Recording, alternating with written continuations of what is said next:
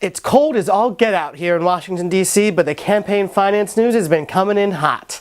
This week we brought you dozens of stories on money and politics in our Daily Clips Roundup. Here are a few you want to check out.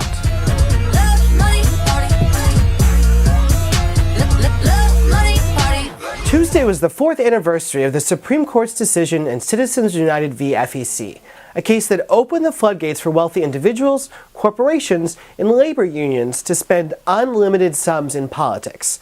Activists held rallies, teach-ins, and other events across the country to highlight the impact of the decision. Specifically, a political system more dependent on big donors than ever before. In fact, as Huffington Post reported this week, the top 1% of super PAC donors in 2012 accounted for a full 68% of those donations. It's a list that's a who's who of the Forbes 400. And the full story is likely worse, since big donors funnel many of their contributions to secret money groups that don't have to disclose their donors. While Politico reported this week that corporations haven't taken full advantage of opportunities that Citizens United has provided, at least not publicly, when it comes down to it, whether spending is directly from corporations or from millionaires who own them, it's a distinction without a difference.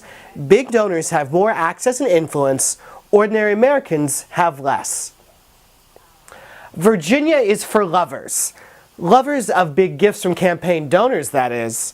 Former Virginia Governor Bob McDonnell and his wife Maureen were indicted this week on public corruption charges related to gifts the family received from donor Johnny Williams, whose company got extra attention from the state. I am shocked that a state with no limits or rules on gifts or contributions would see a scandal like this. Here are a few more stories to check out. New York Governor Andrew Cuomo included a public financing system for elections in his budget proposal, a big step forward for reform efforts in the state. The legislative session is in full swing there. Stay tuned. Former Shell Oil CEO John Hofmeister told CNN this week that he felt extorted by politicians asking him for cash, and we took a look at who exactly was doing the asking. It's hard to feel bad for a big money CEO, but this story highlights the culture of dependency that Washington runs on. Politicians need the wealthy for donations, the wealthy need politicians for influence.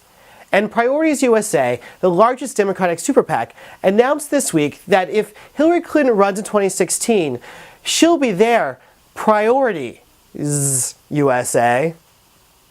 That's it for us this week. If you'd like to receive stories like these in your inbox every morning, sign up for our Daily Clips report at publiccampaign.org/dailyclips. Stay warm out there, and we'll see you next week.